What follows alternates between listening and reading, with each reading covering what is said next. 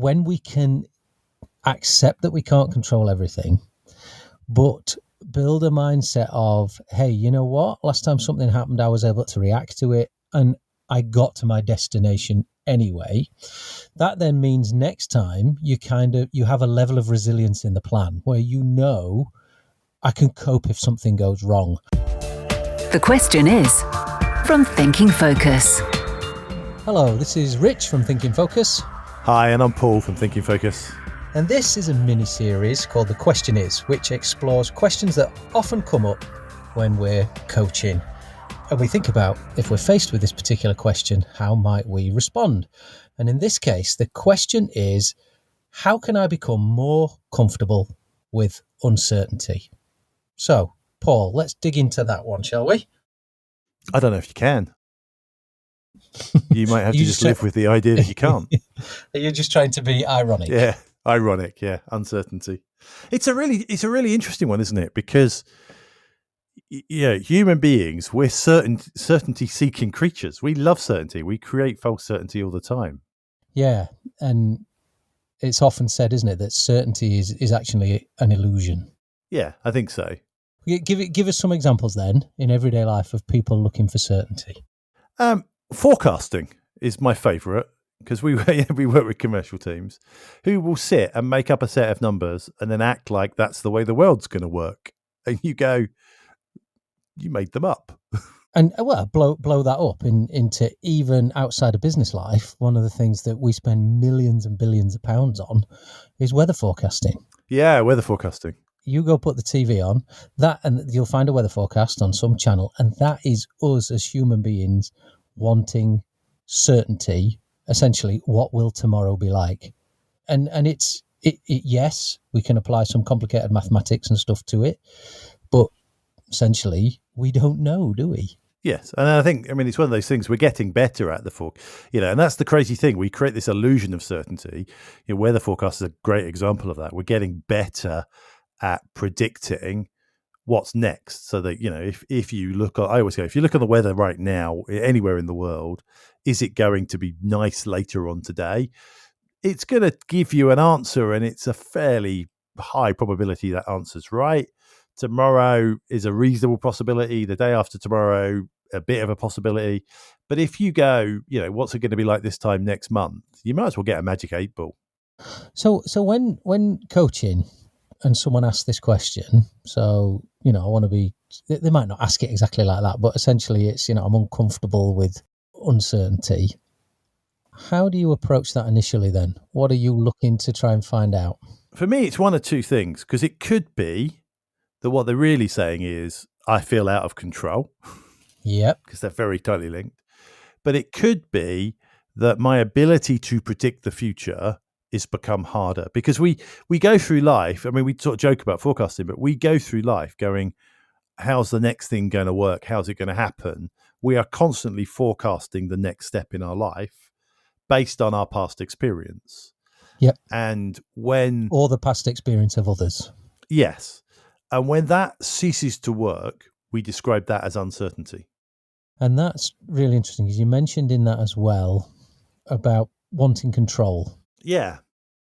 So I think when I'm coaching and this comes up, it's interesting to sort of say, so why is it that you want to understand more about what's going to happen next? What is it you're hoping that will give you? And I think you're right. I think it's because, one, I don't have a clear map of what's going to happen next, or two, I need to be able to control it.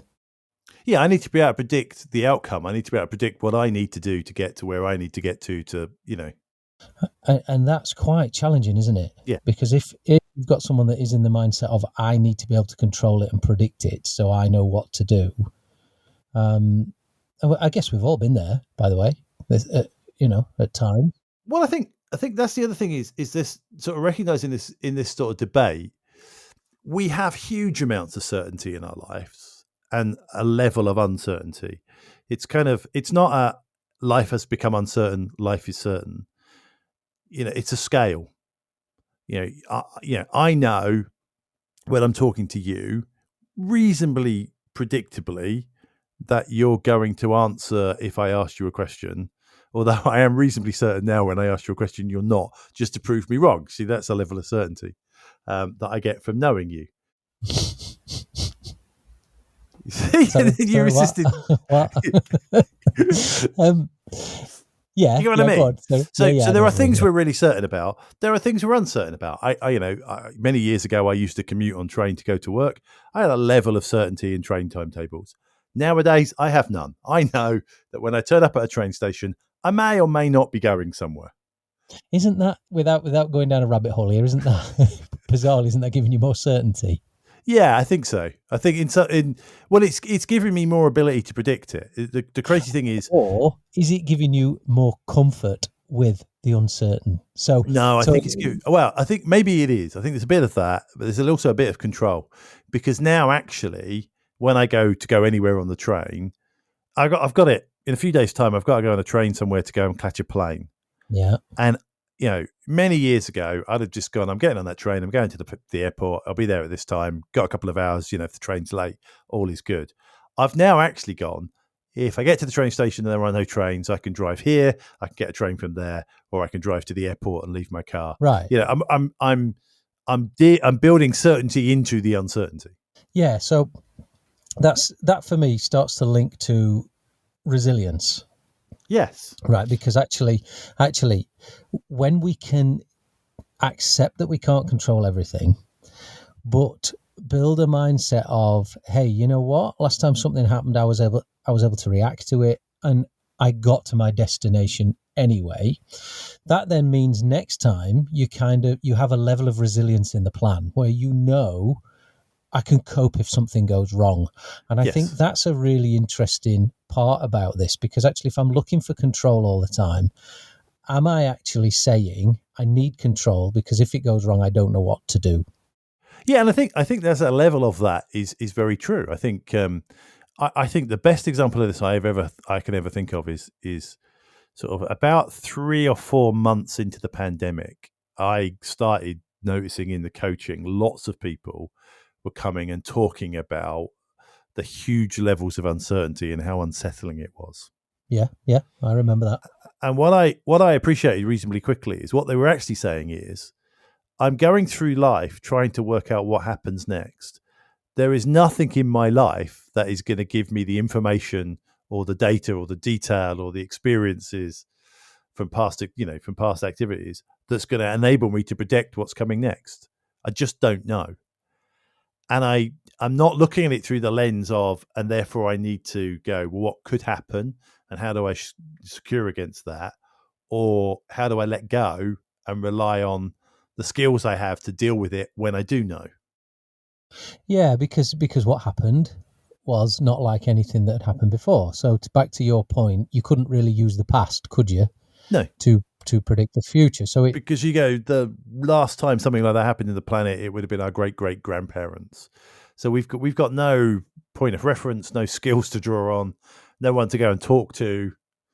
It's just everything's new and unfolding. So I think the really interesting point for me about the pandemic and uncertainty was that you would create some certainty in your life. You would get, a couple of weeks, 3 weeks. All right, I've got a rhythm. I've got a pattern. I'm working from home. It's working like that. We do this. And then it changed again.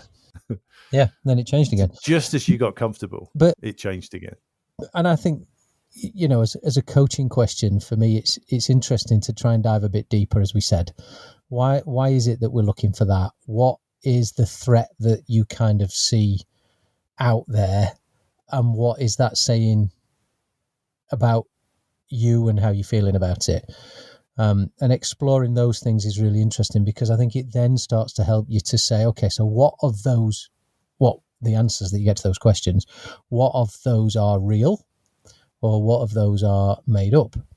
Yeah. And I think when you get into that, and again, we've all been here, when you get into that, you start to realize that a lot of the answers to those questions are a made up vision of something going wrong and not knowing how to put it right. And that in some respects is useful because you can plan and contingency plan. So that's useful. In other respects, it's not useful if it's not built on any logic. Also understanding, because the other thing for me, just picking up on what you said there, is understanding that things going wrong we equate to being, and therefore it is bad. Things go wrong in our lives all the time, and we just deal with them. We have huge amounts of skill to deal with things going wrong. I think back to when I was selling.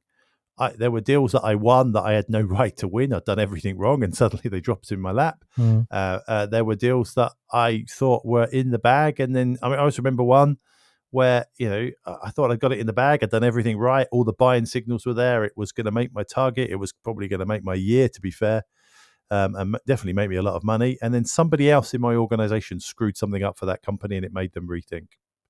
Completely outside of my control.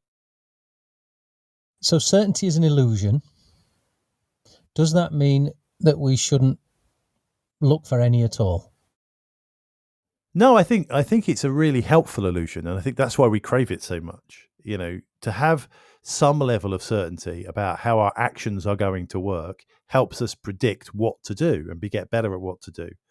The challenge for me isn't looking for certainty. It's where you can't exist without it, because you don't recognize that the certainty you've got isn't real, it's made up. I think that as well, yeah, because there's the concept, isn't it, that one of the decision-making traps that we fall into is this decision-making trap that's called perfectionism, which essentially says, I won't make a decision to do something or not do something because I'm looking for the decision to be perfect, i.e., I'm not prepared for the downsides of making the decision. So ultimately what happens is we do nothing. Which is worse than... And that's a real problem. And exactly, that's a real problem, isn't it? Because actually making it, there will always be upsides and downsides. There'll always be unintended consequences and things we didn't know. And we have to become comfortable with knowing that we don't know everything. So we have to make decisions. We have to do it. We can't not do anything because it might not be perfect. And we focus on, just sort of picking that thread up a second, Richard, we focus on, I am judged by my ability to get this right or wrong. And I think it's a false premise. You're not judged on that ability at all, because that's luck. You're judged on your ability to have the skill set to do the next thing after you've made the decision, whether you've got it right or whether you've got it wrong. Most of the decisions we make, actually, the answer is, it's almost like there is no right or wrong. It's shades of grey. And therefore you kind of go, the key skill here is going, I did this, then that happened, and it's how do I respond to what happened? There's a thing called the coin exercise therapists sometimes use. Have you ever come across this? I might have. Go on, describe it. So basically, take a coin. Yep. Just for the next 24 hours, don't do this with the really important decisions. It's not, should I pick the kids up from school? So not the really important stuff. You don't go flip the coin, should I pick the kids up from school? No, they're only 6, but they can walk. That's not what I'm saying here. But, tea or coffee, left or right, have this for lunch or that for lunch. Just hand it all over to the coin for a couple of days. See what happens. Yeah. And what you realize is most of those decisions are inconsequential. I had the fish and not the steak. So what? Yeah. But you should still pick the kids up from school. So just make that really clear. But again, without taking us down a rabbit hole, you then get into the whole bigger decisions of things, which there's a very strong argument, isn't there, that there is no such thing as free will. And the decisions that you are going to make, you were always going to make anyway, because of the programming that you've got from the years in your upbringing and the environment that you've been in and the values that you have. So the next big decision that you have to make, you think you're thinking about it carefully and in a detailed way, but you're always going to make it that way anyway, because that's who you are. Oh, I struggle with that a little bit, I'll be honest. No, I'm not saying that's right. I'm saying that there's a strong theory on that. Yeah. Strong theory on that. I'm not the other end of the spectrum, which is it's total free will and I'm in charge of my own destiny. But I think... But the point with that is it's very interesting, that because it can free you up from wanting certainty. You have the ability to make decisions. Yeah. You have the ability to adjust. And if one of the things I often say, and I felt in my own life is, and try and work with when I'm coaching people, is try and take a bigger picture view of whatever it is you've got to do. And if you take a bigger picture view of your life, there are steps along the way that went wrong. you took wrong turns, you adjusted, as you put it before, it's the decision after the decision. You made another decision, you got back on track, you did something else, you went down a dead end. Things happened you weren't expecting, but you navigated it, and you didn't have all the certainty in the world that things would work out. So I think seeing a bigger picture and seeing it as a journey, not as a sort of single step, can often take away some of the pressure that says, I need control, I need certainty. Yeah, and understanding that it doesn't hugely matter if things don't work the way you thought they were going to work, as long as you're prepared to do something about that. But there's a lovely quote from, if you're not a sports fan, don't worry, the quote's good anyway, but it comes from the Dallas Cowboys, an NFL team. And on the wall of their training complex, there's a big sign that says, all that matters is what we do now. And I really like that on different levels, because it kind of talks about, just as you've said, what matters is what you do next. It's how you respond. Yes. And that you could put that down in this context, as we're talking about certainty. You could also put that down in other contexts that we often talk about in organizational culture. There's no point blaming people for what happened. What happens is what we do now. I like that. I like that a lot, because it relates back to that, everything that's in the past, the most we can get from it is learning. Yeah. Everything in the future, good or bad, is made up, because we're not in the future. So we've had to guess. So the only place we have any control in the first place is the present. It's right now. And on that point, Paul, I'm going to flip a coin to see whether I have a cup of tea or a cup of coffee. Next time on The Question Is. But that's the irony, I think, which is, if I don't want to get a lot out of this, balance is quite easy, because I never put myself in a position where I have to choose. The people who have this issue the most are people who want to do big, exciting, challenging, difficult jobs. That means you've got to make some choices. Therefore, you need to know what the choices are. To find out how Thinking Focus can unlock the potential within your organization, go to www.thinkingfocus.com, where you'll discover more about the work we do, helping our clients increase productivity and enable change.